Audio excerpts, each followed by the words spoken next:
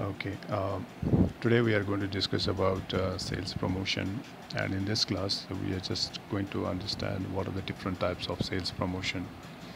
What is sales promotion? Sales promotion is nothing but it is an extra value that is added to that is given to the customer. Sometimes this extra value or incentive is given to the sales force or even distributors, and this is with the primary objective of immediate sales. So that is called as sales promotion. Okay, what are the different types of sales promotion vehicles? So first one is free samples. There are two types. One is consumer oriented and trade oriented sales promotion vehicles. What are the consumer oriented sales promotion vehicles? Samples, free samples, coupons, premiums, contests, refunds, bonus, price of deals, frequency programs, and event marketing. And what are the different types of trade oriented sales promotion vehicles? So these are listed here.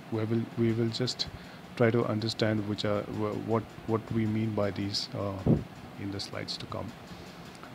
Before we discuss that, we will try to understand why sales promotions are important and why every company is going for it. Nowadays, if you see, the retailers are becoming more stronger and stronger than the manufacturer themselves.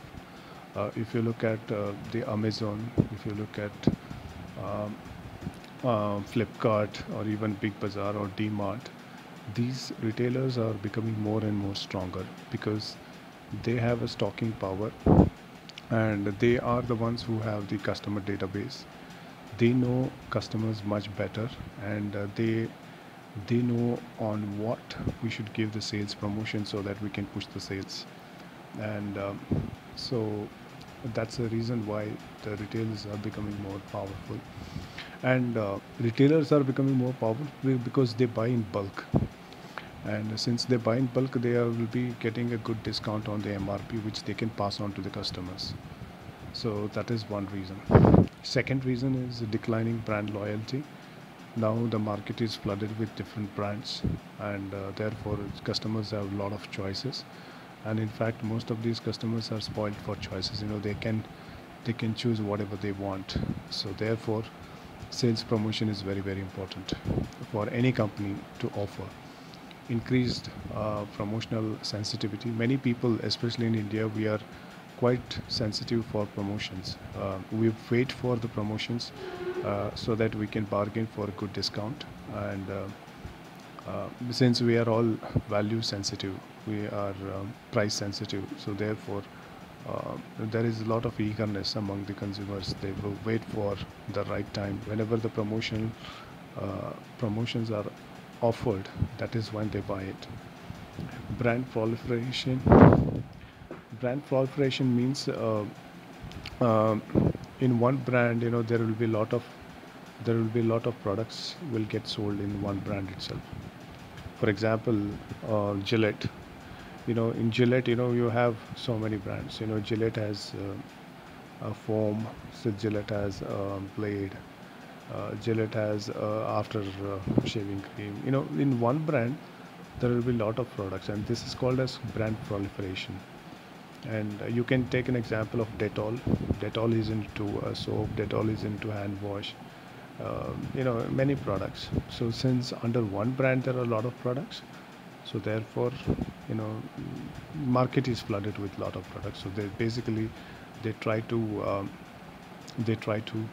survive in the competition. So therefore, sales promotions are very very very frequent. Fragmented consumer markets. Fragmented consumer market means the consumer markets are divided. We have a separate markets within consumers itself, like say for example middle class customers, super high value customers, and value seeking customers, young customers. So there are different types of consumer markets, and each consumer market has different needs in terms of sales promotions. So short-term focus of marketers. Uh, now the marketing is only for a short period of time. I mean, the sales promotion objective is to push the sales within a very short period of time. So that is why sales promotions are increasing. Increased accountability by the companies. They have to show a lot of sales, so therefore they are in a rush to offer sales promotion. Competition by the fellow companies. Clutter, the market is flooded with different types of products, so therefore they have to survive in this clutter. They have to stand alone out of this clutter, so therefore sales promotions are imminent. Um, some of the negative impacts. Sales promotions will devalue your brand equity. It will reduce the premiums. It will reduce the premium price of the products, and it encourages the consumers to purchase on the basis of price. So obviously, the customers will become more price sensitive, and therefore they will wait for the sales promotions. So which means that whenever sales promotions are offered, that is when we can show the sales. So which is a negative thing. Detracts from the value of the brand. The focus of the brand gets devalued. Suppose there is a premium brand, and if you are offering at a very discount price, so the focus goes down from the product quality, durability, reliability of the product to the price. So that is what is the detraction from the value of the brand. Objectives of consumer oriented sales promotions is increase the consumption, obtain the trial from non-users, to enhance the integrated marketing communications and build the brand equity, defend the current customers or retain the customers, target the specific segment. So what is sampling? Sampling is free samples that is offered to the customer. Okay, it works best when the products are of relatively low unit value. Say for example, most of the FMCG products whose unit value is less, like say 20 rupees, 50 rupees.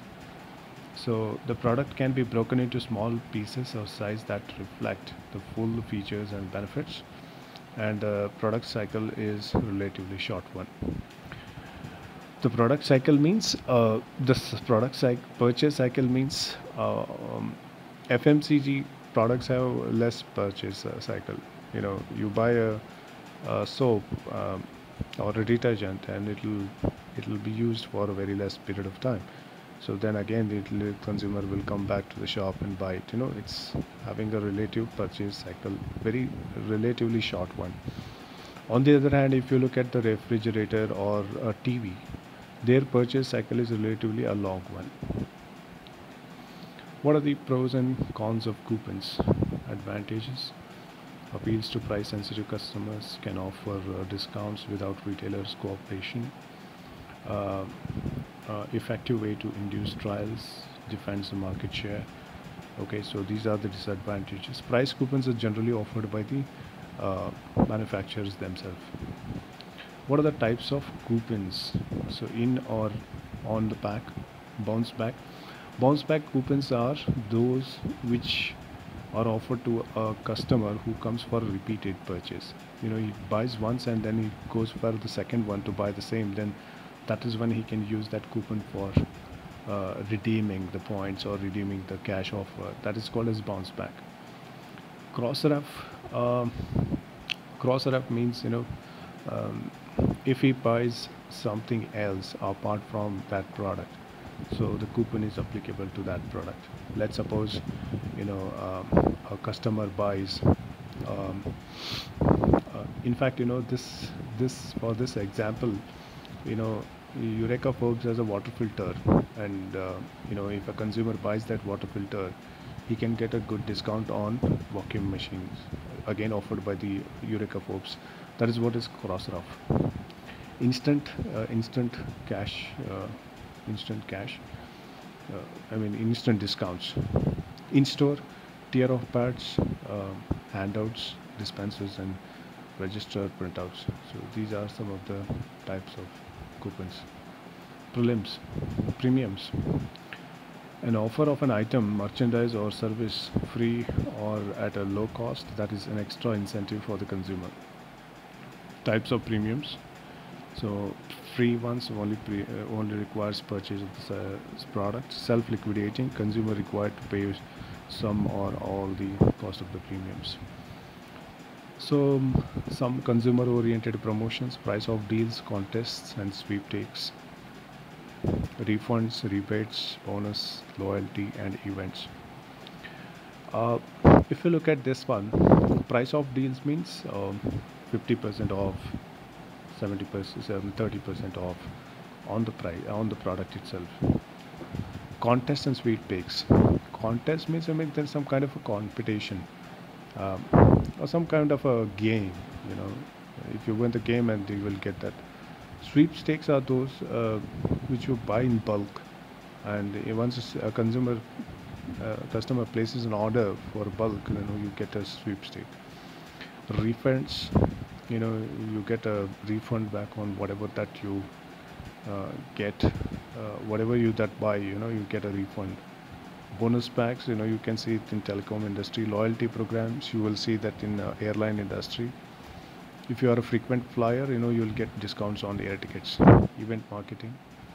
Trade oriented promotions, what are the objectives? To obtain distribution of new product, maintain support of established brands, encourage display of products, and build retail inventories.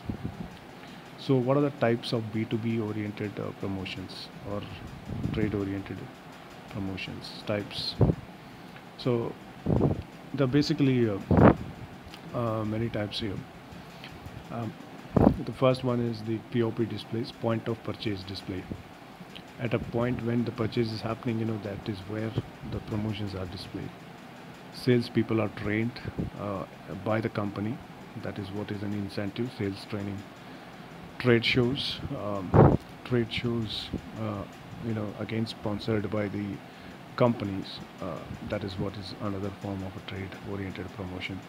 Contests and incentives. Cooperative advertising. Cooperative advertising is nothing but advertising between the supplier and the vendor together.